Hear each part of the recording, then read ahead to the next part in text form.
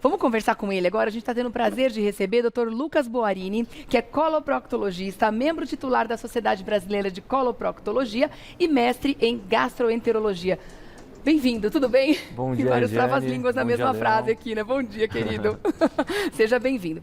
A gente resolveu falar sobre esse assunto aqui no programa hoje também, porque fica de alerta quando a gente vê na mídia, principalmente, esse assunto, né, em grande quantidade de casos, né? A gente viu 2 mortes recentes agora, né? Roberto Dinamite, Pelé, todos eles vitimados com câncer de intestino, câncer de cólon, né? Sim. E aí eu gostaria de saber, o câncer de intestino ou câncer de cólon é considerado um dos mais letais hoje em dia?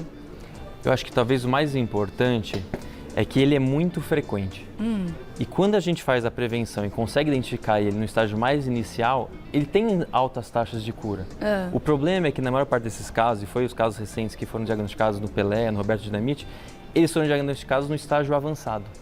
E aí essa taxa de cura realmente cai bastante. Cai bastante, né? Sim. Agora, falando nessa prevenção, existe uma questão com relação à idade, hereditariedade, isso varia muito, né, de pessoa para pessoa, de quando a gente deve começar a fazer essa prevenção, ou existe uma data limite? Normalmente, a partir de tantos anos já é bom a gente se prevenir. Isso já está muito bem estabelecido, né? O câncer cólon-retal, que é do cólon e do reto, ele é mais comum em pessoas acima de 50 anos. Tá. Só que nos últimos anos vem aumentando a incidência em pacientes mais jovens. Sim. Então hoje, de uma forma geral, todas as pessoas acima dos 45 anos necessitam iniciar uma profilaxia, ou seja, uma prevenção através ou de sangue oculto nas fezes todos os anos, ou, o que é o melhor e o mais recomendado, através de uma colonoscopia, iniciando esse rastreio a partir dos 45 anos.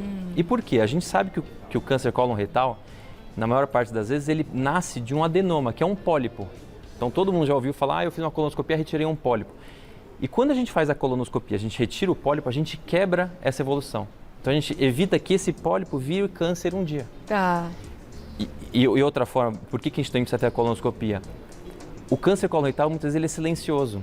Então às vezes a gente iniciar aos 45 anos, faz a colonoscopia e consegue identificar ele de uma forma mais precoce. E identificando de uma forma mais precoce, pode atingir taxas de cura chegando a 90%, quando ele está localizado apenas no intestino. Tá. Só que se a gente for esperar para ter os sintomas, geralmente pode estar no estágio mais avançado e dificultar Muitas esse vezes sucesso. tarde demais, né? Exatamente. A gente pode dizer que o pólipo é um tumor em fase inicial, ou nem todo pólipo vai se transformar num tumor?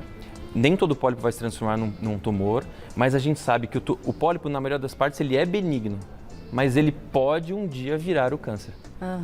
E por isso que quando a gente faz a colonoscopia, além de identificar esse pólipo, a gente já retira esse pólipo, quebrando essa evolução e conseguindo fazer dessa forma uma prevenção e evitando com que esse pólipo vire o câncer cólon-retal. Tá. Existem algumas outras medidas? Sim, a gente sabe que é importante a gente ter uma dieta saudável, então ter um aumento de verduras, frutas, legumes, diminuir a ingesta de carne vermelha, o álcool pode ser ingerido, pode, mas de uma forma controlada. É importante parar o cigarro, diminuir a ingesta de alimentos ultraprocessados como refrigerante, salgadinho, miojo, suco em pó. Embutidos, porque eles são alimentos pró-inflamatórios e aumentam o risco de câncer cólon-retal. Além disso, fazer atividade física, manter o peso ideal e manter taxas de vitamina D adequadas. Então, esses são algumas coisas que a gente pode fazer para fazer essa prevenção. Então, você tocou num assunto bem interessante, porque eu queria saber se o estilo de vida e o que a gente tem feito hoje, né, enquanto cuidado com o corpo ou a falta dele, né, com relação à alimentação, falta de tempo de exercícios físicos, que muita gente alega ser isso também, e isso também pode estar ajudando nesse aumento dos casos, no aparecimento de pessoas, inclusive mais jovens, tendo casos de câncer. Sim, com certeza. A gente sabe que apenas 5% dos cânceres cólon-retais estão relacionados à genética. 5%? Claramente, Nossa, assim, é de uma pouquinho. família que vem tendo câncer cólon-retal em todas as gerações. Em torno de 65% são de formas esporádicas, pessoas que nunca tiveram Não tem história de nenhum. câncer. Ou seja, quase 2/3 desses pacientes não vão ter um histórico familiar, não vão ter uma alteração genética, aí vai ser exclusivamente pelo estilo de vida. Tá. A gente tem em torno de 30% que tiveram algum câncer na família, mas que não tem uma alteração genética clara, entendeu? Então, esse papel de ter um modo de vida mais saudável ele talvez seja a melhor prevenção que a gente possa fazer para o câncer coloretal. Bom, você já comentou que quando os sintomas aparecem, quer dizer que o estágio já pode estar mais avançado e não é o ideal nesse momento. Mas falando nos sintomas, o que pode ser apresentado por esse tipo de tumor? O que a pessoa pode sentir? Perfeito. O que é importante? Então, sangramento nas fezes é um sintoma muito importante. A alteração do hábito intestinal, seja assim, olha, eu vou uma vez por dia, todo dia eu vou no banheiro.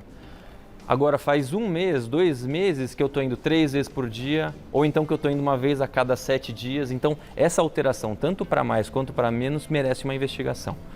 Anemia de causa desconhecida.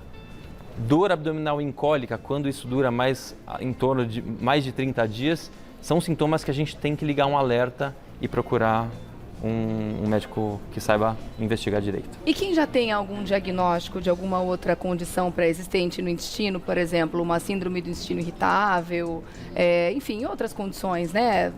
Doença de Crohn, né? Que se não me engano tem uma outra que a gente já falou sobre ela aqui também.